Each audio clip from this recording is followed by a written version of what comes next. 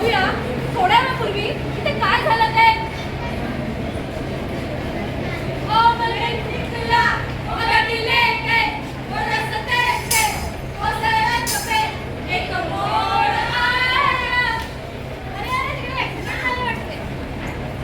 अरे बापरे, काय झालं हे?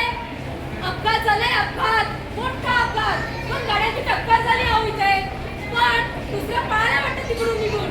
पण त्या दादाने हेल्मेट घातले, त्याला बघा लागलं नाहीये, त्याला जखमी झाली नाहीये. पण त्याच्या बसलेल्या एका मुलीला, त्याच्या मागे जी मुलगी बसली होती तिला लागलाय, मार लागलाय, रक्तस्राव पण झालाय. तिला हॉस्पिटलला घेऊन गेले. पुढे काय होतं बरं त्या मुलीबरोबर, चला तर बघूया.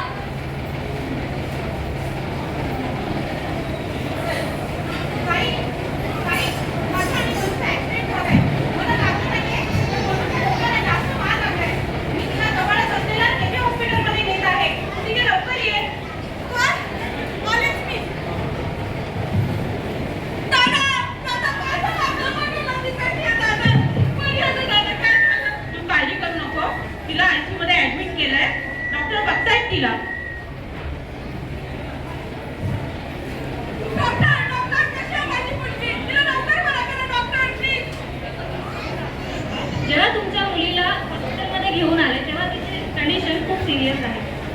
तिच्या डोक्यावर खूप जबरदस्त मार लागला आहे. तिला आम्ही ICU मध्ये ऍडमिट केलं आहे. ती आता सध्या व्हेंटिलेटरवर आहे.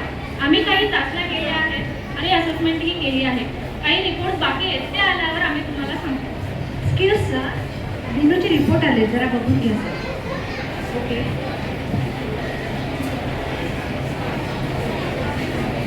मला तुम्हाला सांगताना भरपूर दुःख होत आहे की तुमची मीनू ही आता ब्रेन डेड झालेली आहे. She is brain dead. Brain dead म्हणजे काय होतं?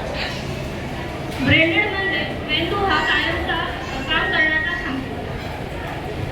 आता ती सध्या व्हेंटिलेटरवर आहे. त्याच्यामुळे तिथे बाकीचे अवयव जसे की हृदय, लिव्हर, किडनी हे नॉर्मल आहे. पण जेव्हा व्हेंटिलेटर आपण बंद करू तेव्हा हे अवयव रिकामे व्हायला लागतील.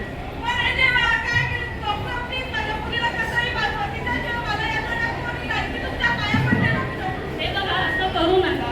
आम्ही आमच्याकडून जेवढे शक्य होतील तेवढे सगळे उपाय केलेले आहेत.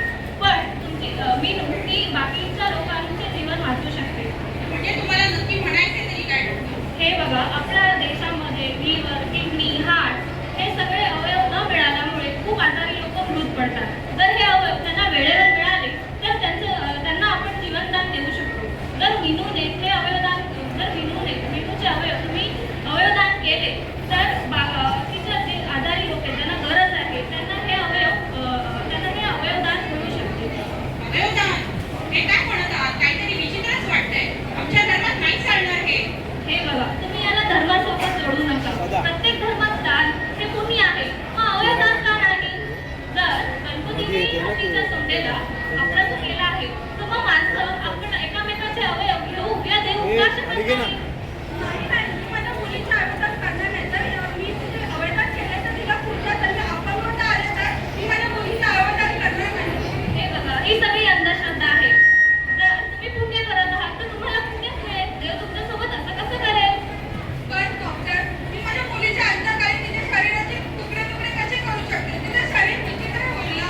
हे बघा, जसं सामान्य ऑपरेशन केल्यावर शरीरावर खुणा येतात, तसंच अवयवदान केल्यावरही शरीरावर खुणा येतात. आणि अवयवदान केल्यानंतर मृत व्यक्तीचे शरीर हे पूर्ण अवस्थेत नातेवाईकांना सुपूर्द केले जाते.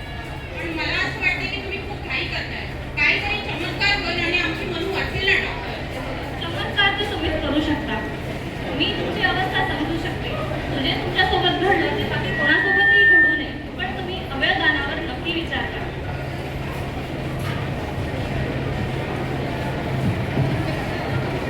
ताई, मी काय म्हणतो, आपले दाजी, त्यांना त्यावेळेस जर किडनी मिळाली असती, त्यांना डोनर मिळाला असता, तर आपले दाजी आज आपल्यात असते. आपल्या मनूमुळे जर 8 जणांचे प्राण वाचणार असतील तर काय हरकत आहे अवयवदानासाठी विचार करायला ताई? एक ना एक दिवस तुम्हाला, मला, या सगळ्यांनाच मरायचं आहे. मरणं ही एक नैसर्गिक कृती आहे. मरणानंतर आपला आनंदी माणूस गेला तर आपल्याला खूप दुःख होतं, पण ते नैसर्गिक आहे. पण मरताना कोणातरी जीवनदान देतोय हे किती छान वाटतं. अहो, किडे मुंडे मरतात तेव्हा सुद्धा ते दुसऱ्याचा आहार बनतात. मग माणसं का नाही? आपण माणसं काय करतो? माणसं जाळतो किंवा दफन करतो. ते अवयव वाया घालवतो. त्याचा काहीच फायदा होत नाही. मग अवयदान केल्याने भरपूर, जसं की म्हणू आता ब्रेन डेड झालीये, तिचे डोळे पुन्हा कोणातरी बघू शकतात. तिचं हृदय परत कधीतरी धडकू शकतं. तिचे लिव्हर, किडनी, तिचे अवयव दुसऱ्या कोणाचं देऊन जीवनदान देऊ शकतात. अवयदान करणं फार महत्वाचं आहे. तुम्ही पण कराल ना माझ्यासाठी?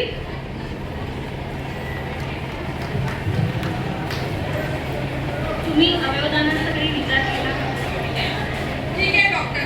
जर माझी मुलीने अवयदान केल्यामुळे 8 जणांना जीवनदान मिळू शकतं व माझी मुली 8 जणांमध्ये जिवंत राहू शकते तर आम्ही अवयदान करायला तयार. मला आनंद झाला की तुम्हाला अवयवदानाचं महत्त्व समजलं आहे. जे मनुष्य अवयव आहेत ज्या लोकांना मिळते ते तुम्हाला आशीर्वादच देते. पुढे काही अवयवदानाचे फॉर्मॅलिटीज असतात. हा फॉर्म आहे, कन्सेंट फॉर्म आहे, ते तुम्ही वाचून घ्या आणि sign करा.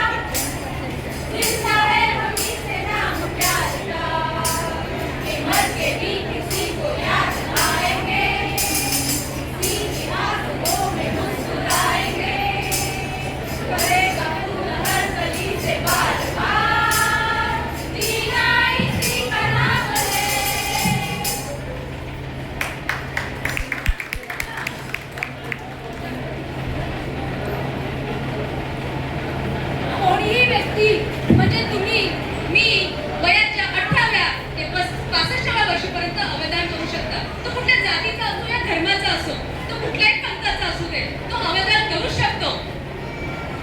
एक व्यक्ती अवयव दान करून 8 ते 10 जणांना जीवनदान देऊ शकते. अवयवदान करताना एकही पैसा खर्च होत नाही. सारा खर्च शासनामार्फत केला जातो. आता तुम्हाला प्रश्न पडला असेल, तर अवयवदान करायचंच असेल तर ते करायचं कुठे आणि कसं? बघा तर मग ही आहे Noto website. National organ and tissue transplant म्हणजे राष्ट्रीय अवयवदान आणि प्रत्यारोपण समूह, जिथे म्हणजेच ऑनलाईन आहे, जे घरी बसून स्वतः इच्छेने फॉर्म रजिस्ट्रेशन करू शकतात. साधी माहिती भरून तुम्ही ह्या वेबसाईटवरून तुमची अवयवदानाची इच्छा व्यक्त करू शकता. तसेच शासन मान्य रुग्णालय जसं सर्जरी समूह रुग्णालयाच्या सोशल डिपार्टमेंट किंवा सर्जरी डिपार्टमेंटमध्ये जाऊन तुम्ही माहिती घेऊन तुमची नाव नोंदणी करू शकता.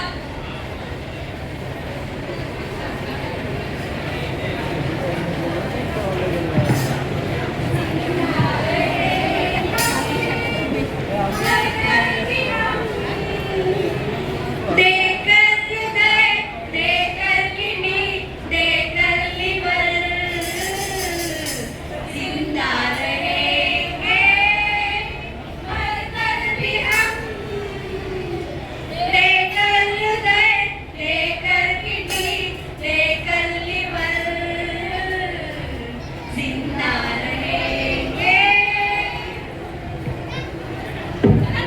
आता प्रतिज्ञा करूया. जर नदी जीवनात